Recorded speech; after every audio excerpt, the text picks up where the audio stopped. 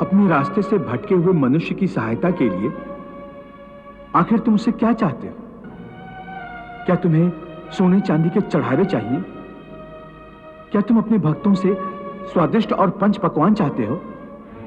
मैं मनुष्य से एक श्रद्धा के अतिरिक्त कुछ नहीं चाहता, कुछ नहीं मांगता।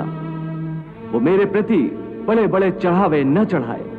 सोना, चांदी, घी, चंदन और पकवान के चढ़ावे मुझे नहीं चाहिए। श्रद्धा और भक्ति भाव से एक फल, एक फूल, फूल की एक पत्ती, जल का एक कतरा या चावल का आधा दाना ही सही, मैं उसको भी भक्त की श्रद्धा से कहीं अधिक श्रद्धा से स्वीकार कर लेता हूं।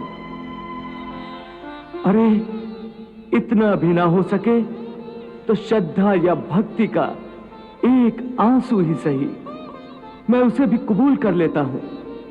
श्रद्धा में डूबे उस एक आंसू में मेरा सारा अस्तित्व सराबोर हो जाता है। भक्ति अथवा पश्चाताप का ये आंसू चाहे लाखों पाप करने के बाद अंतिम क्षण में क्यों न बहाया गया हो, मैं उस अनुपम भेंट को भी स्वीकार कर लेता हूं और मनुष्य के सारे पापों को उस आंसू से धोकर उसे नवजात शिशु की तरह निष्पाप कर देता हूं, उसका कल्याण करता हूं, उसे मुक्ति देता हूं। केवल एक फल, फूल या पत्ते को अर्पण करने पर ही मुक्ति दे देते हो? फिर कर्म, विकर्म, पाप, पुण्य, धर्म, विधान सब यूं ही रह जाते हैं।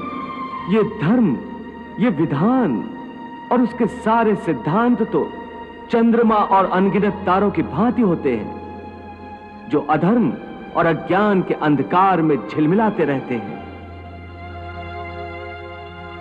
परंतु जब भक्ति का सूर्य उदय होता है तो ये सब के सब छुप जाते हैं। अर्थात भक्ति का स्थान इतना ऊंचा है कि धर्म भी उसके सामने तुच्छ हो जाता है।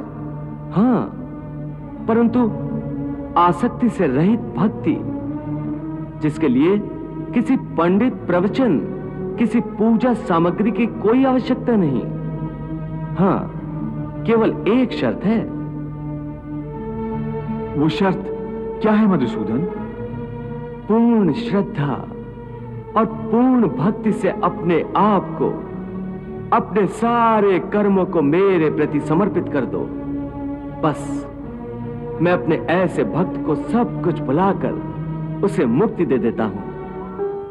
भगवान, प्रभु ने आज कितनी भावुकता से अपने प्रभुत्व की विशालता और उदारता का रूप अर्जुन के माध्यम से सारे संसार को दिखा दिया है।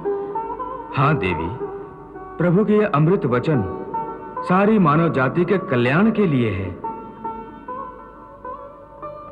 भगवान श्री कृष्ण ने मनुष्य के कल्याण और मोक्ष के सारे रास्ते दिखा दिए, जिन्हें अपनाकर ज्ञानी, ध्यानी मोक्ष प्राप्त कर सकते हैं।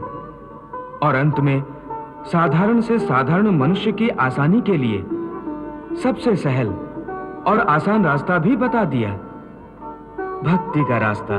हे अर्जुन, भक्ति का स्थान इतना ऊंचा है कि अपने सच्चे भक्तों की मैं स्वयं भक्ति करता हूं। ये क्या कह रहे हो मधुसूदन? भला परमात्मा होकर तुम किसी भक्त की भक्ति कैसे कर सकते हो? यदि परमात्मा भी भक्त हो गया तो फिर दोनों में क्या अंतर रह जाएगा? यही अंतर तो मिटाना चाहता हूं मैं। भक्ति, भक्त और भगवान के बीच कोई सीमा रेखा नहीं खिंचती। भक्ति तो भगवान और भक्त के बीच एक पवित्र रिश्ता है। जैसे प्रेम किसी प्रेमिका और उसके प्रेमी को एक बंधन में बांधकर एक कर देता है, उसी प्रकार भक्ति के द्वारा भक्त अपने भगवान में तथा भगवान अपने भक्त में समा जाते हैं। दोनों एक रूप हो जाते हैं। हे भक्त वत्सल, हे भक्तों के भक्त, हे देवताओं के देवता, हे योगेश्वर, हे ब्रह्मांड नायक, आपने मुझ अज्ञानी को, पाप के भागी को अपनी कृपा से जो ब्रह्म ज्ञान प्रदान किया है, मुझे अज्ञान के अंधकार से ज्ञान के प्रकाश में ला खड़ा किया है, इसके लिए मैं आपका आभारी हूं। इतना आभारी कि यदि मैं लाखों वर्षों तक भी आपके श्री चरणों में माथा टेके रखूं और अपनी आंखों से आंसू बहा बहा कर सैकड़ों विशाल समुद्र भर दूं, तब भी इस उपकार को चुका नहीं सकूंगा। इस परम गोपनीय तथा आध्यात्मिक विद्यादान के लिए आपका कोटि कोटि धन्यवाद। आपकी इस परम ज्ञान के आगे मैं अपना माथा टेकता हूं